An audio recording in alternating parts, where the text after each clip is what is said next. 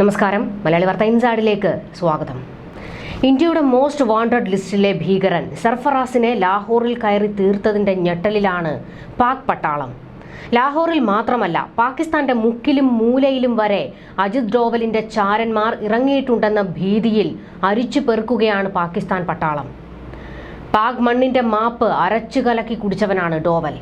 അതുകൊണ്ട് തന്നെ പാകിസ്ഥാനിൽ ഇപ്പോൾ നടക്കുന്ന ഭീകരരുടെ കൊലപാതകങ്ങൾക്ക് പിന്നിൽ ഇന്ത്യ തന്നെയാണെന്ന് വാദിക്കുകയാണ് പാക് ഭരണകൂടം. ഇന്ത്യയുടെ രഹസ്യാന്വേഷണ വിഭാഗം റോയുടെ ചാരന്മാരാണ് പാകിസ്ഥാനിൽ ഇറങ്ങിയിരിക്കുന്നതെന്ന ഭീതിയിലാണ് പാക് പട്ടാളം.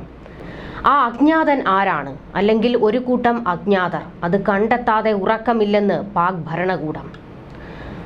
വധശിക്ഷയ്ക്ക് വിധിക്കപ്പെട്ട് പാകിസ്ഥാനിലെ ജയിലിൽ കഴിഞ്ഞിരുന്ന ഇന്ത്യൻ പൗരൻ സരബ്ജിത് സിംഗിനെ കൊലപ്പെടുത്തിയ അമീർ സർഫറാസ് താംബയെ ഏറെക്കാലമായി ഇന്ത്യ നോട്ടമിട്ടിരുന്നതാണ്. ലഷ്കർ എ ത്വയ്ബ സ്ഥാപകൻ ഹാഫിസ് സയ്യിദുമായി അടുത്ത ബന്ധം പുലർത്തിയിരുന്ന അധോലോക കുറ്റവാളി കൂടിയായിരുന്നു താംബ. സരബ്ജിത് സിംഗിന്റെ ജയിൽവാസവും 2013 അദ്ദേഹത്തിന്റെ മരണവും അക്കാലത്ത് ഇന്ത്യയും പാകിസ്ഥാനും തമ്മിലുള്ള സുപ്രധാന നയതന്ത്ര പ്രശ്നമായിരുന്നു. വിദേശ രാജ്യങ്ങളിൽ താമസിക്കുന്ന തീവ്രവാദികളെ ഉന്മൂലനം ചെയ്യുന്ന വിപുലമായ തന്ത്രത്തിന്റെ ഭാഗമായി ഇന്ത്യൻ സർക്കാർ പാകിസ്ഥാനിൽ കൊലപാതകങ്ങൾ നടത്തുന്നതായി ബ്രിട്ടീഷ് മാധ്യമമായ ദി ഗാർഡിയൻ റിപ്പോർട്ട് ചെയ്തതിന് പിന്നാലെയാണ് താംബ അജ്ഞാതന്റെ വെടിയേറ്റു മരിക്കുന്നത്. 2020 മുതൽ പാകിസ്ഥാനിൽ ഇന്ത്യ 20 കൊലപാതകങ്ങൾ നടത്തി എന്നാണ് ഗാർഡിയൻ റിപ്പോർട്ട് ചെയ്തത്. താംബ അജ്ഞാതന്റെ വെടിയേറ്റ് മരിച്ചതിന് പിന്നിൽ ഇന്ത്യയാണെന്നാണ് പാകിസ്ഥാന്റെ ആരോപണം. ആക്രമണത്തിന് പിന്നിൽ ഇന്ത്യയാണെന്ന ആരോപണവുമായി രംഗത്തെത്തിയത് പാക് ആഭ്യന്തരമന്ത്രി സയ്യിദ് മൊഹസിൻ റാസ നഖ്വിയാണ്. ഇക്കാര്യത്തിൽ കാര്യമായ തെളിവുകൾ ഒന്നും നൽകാതെയാണ് അദ്ദേഹം ആരോപണം ഉന്നയിച്ചത്. സരബ്ജിത് സിംഗിനെ കൊലപ്പെടുത്തിയ കേസിൽ താംബയെ കുറ്റവിമുക്തനാക്കി 5 വർഷത്തിന് ശേഷമാണ് കൊലപാതകം നടന്നിരിക്കുന്നത്. ബൈക്കിലെത്തിയ അക്രമികൾ നടത്തിയ ആക്രമണം പാകിസ്ഥാനിൽ നടക്കുന്ന കൊലപാതകങ്ങളുടെ പാറ്റേണുമായി ചേർന്നു പോകുന്നതാണെന്നാണ് പത്രസമ്മേളനത്തിൽ നഖ്വി പറഞ്ഞത്. പാകിസ്ഥാൻ മണ്ണിൽ നടന്ന മറ്റ് 4 കൊലപാതകങ്ങളിൽ ഇന്ത്യക്ക് പങ്കുണ്ടെന്ന് സംശയിക്കുന്നതായി പറഞ്ഞ നഖ്വി കൂടുതൽ തെളിവുകൾക്കായി കാത്തിരിക്കുകയാണെന്നും കൂട്ടിച്ചേർത്തു. പക്ഷേ ആരോപണത്തോട് ഇന്ത്യ പ്രതികരിച്ചിട്ടില്ല. ഈ വർഷം ആദ്യവും പാകിസ്ഥാനിൽ നടന്ന കൊലപാതകങ്ങളിൽ ഇന്ത്യക്ക് പങ്കുണ്ടെന്നതിന് വിശ്വസനീയമായ തെളിവുകൾ കൈവശമുണ്ടെന്ന് അവർ അവകാശപ്പെട്ടിരുന്നു. പക്ഷേ അസത്യവും ദുരുദ്ദേശപരവുമായ ഇന്ത്യ വിരുദ്ധ വിവരണങ്ങൾ എന്ന് വ്യക്തമാക്കിക്കൊണ്ട് ഇന്ത്യ ഇത് തള്ളിക്കളയുകയായിരുന്നു.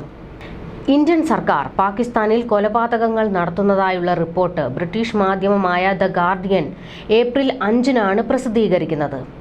ഇന്ത്യൻ ചാര സംഘടനയായ റിസർച്ച് ആൻഡ് അനാലിസിസ് വിങ്ങിന്റെ, അതായത് റോയുടെ മേൽനോട്ടത്തിൽ ഇന്ത്യൻ സർക്കാർ കൊലപാതകങ്ങൾ നടത്തുന്നു എന്ന ആരോപണമാണ് ഗാർഡിയൻ ഉന്നയിച്ചത്. പാകിസ്ഥാൻ അന്വേഷണ ഉദ്യോഗസ്ഥർ നൽകിയ രേഖകളും ഇന്ത്യയിലെയും പാകിസ്ഥാനിലെയും ഉദ്യോഗസ്ഥരെയും ഉദ്ധരിച്ചായിരുന്നു റിപ്പോർട്ട്. 2020 മുതൽ പാകിസ്ഥാനിൽ ഇന്ത്യ 20 കൊലപാതകങ്ങൾ നടത്തിയതായും അത് തുടർന്നുവെന്നും ഗാർഡിയൻ റിപ്പോർട്ടിൽ പറയുന്നു. 2019 പുൽവാമ ആക്രമണത്തിന് ശേഷമാണ് വിദേശ മണ്ണിൽ തീവ്രവാദികളെ ലക്ഷ്യമിട്ടുള്ള നീക്കം നടന്നതെന്ന് ദിനപത്രത്തിൽ പറയുന്നു.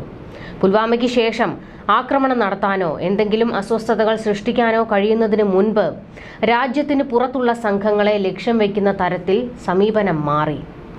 ഒരു ഇന്ത്യൻ രഹസ്യാന്വേഷണ ഉദ്യോഗസ്ഥൻ ദി ഗാർഡിയനോട് പറഞ്ഞതായി ഇതിൽ ഉദ്ധരിക്കുന്നു. ഇസ്രയേലിന്റെ ചാരസംഘടനയായ മൊസാദിൽ നിന്നും റഷ്യൻ ചാരസംഘടന KGBയിൽ നിന്നും പ്രചോദനം ഉൾക്കൊണ്ടാണ് ഇന്ത്യ ഈ കൊലപാതകങ്ങൾ നടത്തിയതെന്നാണ് റിപ്പോർട്ട്. സൗദി വിമതനും എഴുത്തുകാരനും മാധ്യമപ്രവർത്തകനുമായിരുന്ന ജമാൽ ഖഷോഗിയുടെ കൊലപാതകവും സ്വാധീനിച്ചിട്ടുണ്ടെന്നാണ് ഗാർഡിയൻ റിപ്പോർട്ടിൽ ഒരു ഉദ്യോഗസ്ഥനെ ഉദ്ധരിച്ച് പറയുന്നത്. ജമാൽ ഖഷോഗി കൊല്ലപ്പെട്ട് ഏതാനും മാസങ്ങൾക്ക് ശേഷം കേസിൽ നിന്ന് എന്തെങ്കിലും പഠിക്കാൻ സാധിക്കുമോ എന്നതിനെക്കുറിച്ച് പ്രധാനമന്ത്രിയുടെ ഓഫീസിലെ ഇന്റലിജൻസ് ഉന്നത ഉദ്യോഗസ്ഥർക്കിടയിൽ തർക്കമുണ്ടായി. സൗദികൾക്ക് ഇത് ചെയ്യാൻ കഴിയുമെങ്കിൽ എന്തുകൊണ്ട് നമുക്ക് സാധിക്കില്ല എന്നാണ് ഒരു ഉന്നത ഉദ്യോഗസ്ഥൻ യോഗത്തിൽ ചോദിച്ചത്, ഗാർഡിയൻ പറയുന്നു. കാഠ്മണ്ഡുവിൽ നിന്ന് ഡൽഹിയിലേക്കുള്ള ഇന്ത്യൻ എയർലൈൻസ് വിമാനം 1999 ഹൈജാക്ക് ചെയ്തവരിൽ ഒരാളായ മിസ്ത്രി സഹൂർ ഇബ്രാഹിം എന്നറിയപ്പെടുന്ന സാഹിദ് അഖുന്ദിനെ ഇന്ത്യ കൊലപ്പെടുത്തിയെന്നും വാർത്തയിൽ ഗാർഡിയൻ അവകാശപ്പെടുന്നു. ജയ്ഷെ മുഹമ്മദിന്റെ ഭീകരനായ കമാൻഡർ ഷാഹിദ് ലത്തീഫ്, ഹിസ്ബുൾ മുജാഹിദ്ദീൻ കമാൻഡർ ബഷീർ അഹമ്മദ് പിർ, സലീം റഹ്മാനി എന്നിവരെ കൊലപ്പെടുത്തിയതിൽ ഇന്ത്യക്ക് പങ്കുണ്ടെന്നും ഗാർഡിയൻ പറയുന്നു. രാജ്യത്ത് നടന്ന കൊലപാതകങ്ങളിൽ ഇന്ത്യയുടെ പങ്കാളിത്തത്തിന് വിശ്വസനീയമായ തെളിവുകൾ ഉണ്ടെന്ന് ഈ വർഷം ജനുവരിയിൽ പാകിസ്ഥാൻ അവകാശപ്പെട്ടിരുന്നു. വാടക കൊലപാതകങ്ങളാണിതെന്നാണ് വിദേശകാര്യ സെക്രട്ടറി മുഹമ്മദ് സൈറസ് സജ്ജാദ് ഖാസി ജനുവരി 25-ന് ഇസ്ലാമാബാദിൽ മാധ്യമപ്രവർത്തകരോട് പറഞ്ഞത്. 2023 സെപ്റ്റംബറിൽ പാക് അധീന കശ്മീരിൽ കൊല്ലപ്പെട്ട മുഹമ്മദ് റിയാസിന്റെയും ഒരു മാസത്തിനു ശേഷം പഞ്ചാബിന്റെ കിഴക്കൻ പ്രവിശ്യയായ സിയാൽകോട്ട് നഗരത്തിൽ കൊല്ലപ്പെട്ട ഷാഹിദ് ലത്തീഫിന്റെയും കൊലപാതകങ്ങൾ ഖാസി പ്രത്യേകം പരാമർശിച്ചു. 2 കൊലപാതകങ്ങളും ഇന്ത്യൻ ഏജന്റുമാരാണ് നടത്തിയതെന്നാണ് ഖാസിയുടെ ആരോപണം. പക്ഷേ ഈ ബന്ധങ്ങൾ പാകിസ്ഥാൻ സ്ഥിരീകരിച്ചിട്ടില്ല. 2023-ൽ കുറഞ്ഞത് 6 കൊലപാതകങ്ങളെങ്കിലും ഇന്ത്യയുടെ രഹസ്യാന്വേഷണ ഏജൻസിയായ റോ നടത്തിയിട്ടുണ്ടെന്നും ഇക്കാര്യത്തിൽ അന്വേഷണം നടക്കുകയാണെന്നുമാണ് പേര് വെളിപ്പെടുത്താത്ത പാകിസ്ഥാൻ സുരക്ഷാ ഉദ്യോഗസ്ഥനെ ഉദ്ധരിച്ച് അൽ ജസീറ റിപ്പോർട്ട് ചെയ്തത്. തങ്ങളുടെ രാജ്യത്ത് താമസിക്കുന്ന നോട്ടപ്പുള്ളികളെ വധിക്കാനുള്ള ഗൂഢാലോചനയിൽ ഇന്ത്യക്ക് പങ്കുണ്ടെന്ന് US-ഉം കാനഡയും ആരോപിച്ച സമയത്താണ് പാകിസ്ഥാൻ പൗരന്മാരുടെ കൊലപാതകങ്ങളിൽ ഇന്ത്യയുടെ പങ്കാളിത്തത്തെക്കുറിച്ചുള്ള ആരോപണങ്ങളും റിപ്പോർട്ടുകളും പുറത്തുവരുന്നത്. പാകിസ്ഥാനിലെ കൊലപാതകങ്ങൾ നടത്താൻ ഇന്ത്യ പ്രാദേശിക കുറ്റവാളികളെയോ പാവപ്പെട്ട പാകിസ്ഥാനികളെയോ ഉപയോഗിച്ചുവെന്ന് പാകിസ്ഥാനി അന്വേഷണ ഉദ്യോഗസ്ഥർ പറയുന്നത്. ചില സന്ദർഭങ്ങളിൽ ഇന്ത്യൻ ഏജന്റുമാർ കൊലപാതകത്തിന് ജിഹാദികളെ ഉപയോഗിച്ചുവെന്നും ഇവർ വാദിക്കുകയാണ്. ഷാഹിദ് ലത്തീഫിനെ കൊലപ്പെടുത്താൻ ഇന്ത്യ ഉപയോഗിച്ചത് നിരക്ഷരനായ 20 വയസ്സുള്ള പാകിസ്ഥാനിയെയാണെന്നാണ് റിപ്പോർട്ടിൽ പറയുന്നത്. UAE-യിൽ ആമസോൺ പാക്കിംഗ് വെയർഹൌസിൽ കുറഞ്ഞ ശമ്പളത്തിൽ ജോലി ചെയ്തിരുന്ന ഇയാളെ റോ റിക്രൂട്ട് ചെയ്യുകയായിരുന്നുവെന്നാണ് അവകാശവാദം. പക്ഷേ ഇക്കാര്യങ്ങളെല്ലാം ഇന്ത്യ നിഷേധിക്കുകയാണ്.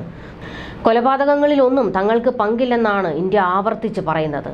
പിന്നെ ആരാണ് ഇതിന് പിന്നിൽ? ആ ചോദ്യം ഇപ്പോഴും ബാക്കിയാണ്. ന്യൂസ് ഡെസ്ക്, മലയാളി വാർത്ത ഇൻസൈഡ്.